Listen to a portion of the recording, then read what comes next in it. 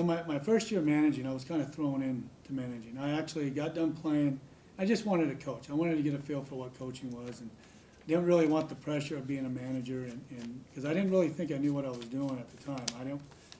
I got thrown into A-ball level, it was low A-ball, and I was overwhelmed. I really was, and it wasn't so much the game. It wasn't the game. I was overwhelmed by the front office of the big league team, the front office of the local team. You know, the stuff they needed me to do, this and that. We got to do this. We got to do that. And at one point, I was like, wow, I don't know if I can do this.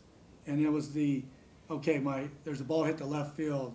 Okay, let's make sure he catches it. But I forget to look because the right fielder never backed up first base like he should because he's out there picking his nose or something. And so I got some good advice from another coach with another team. He told me, he said, don't watch where the ball is hit. Watch where everybody should be, because the time you look back, if the guy hadn't thrown the ball in the time you look back, he already screwed it up anyways, so you're going to have to fix it anyway. So I started learning that, and then I started to slow the game down a little bit. But I was trying to win back then, and it didn't work out very well. So the next year, I came up with a different plan, and my plan was, okay, when I get to spring training, I got to get these guys ready for the season. All right? My job is to get these guys ready for the season. When I get them, when the season starts, my job is to make them better by halfway point than they were at the beginning of the season. And then by the half point, by the time the year ends, they got to be ready for the next level. And that was the only thing I cared about. I didn't care about if we won another game. They were going to get better. So I spent more time on preparing them to get better, and then when the game started, I just let them play. And then I would write notes, and in my mind I would think, okay, I need to work on that, I need to work on that, he needs to get better at that. And then every day I would hit it. Didn't care if I won or lost. And then all of a sudden we started winning ball games because they were getting better and better and better. They just knew what to do, knew where to throw the ball, and it just started to work.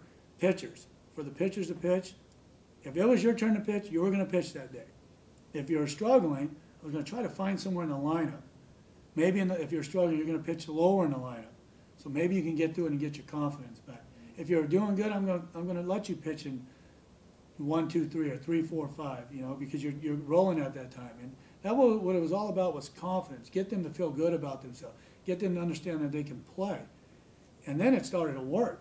You know, I don't know if that's the secret, but for me it is a secret. That works for me. And then my last year managing, we ended up winning the championship. And I think the most remarkable thing that those players did, and I give my coaches, I didn't do anything. My coaches did it. My coaches were unbelievable.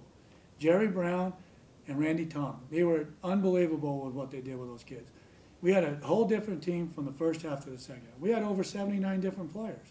And I remember after they took our team away, we won the first half. I remember most coaches would say, I can't believe they did that. We had a chance to win the championship. They didn't say that. We went out to dinner, we sat there, and they both looked at me and they said, well, it's like spring training again. We're going to start all over.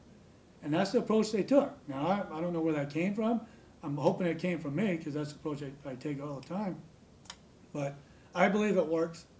That's the way I do it. I'm going to do it here when my job is from 2 o'clock to 7. From 7 o'clock until whenever the game ends, I have no control. But those guys have to play. And hopefully I teach them well enough that when they go out there to play, they're well prepared and they're prepared better than the other team on the other side.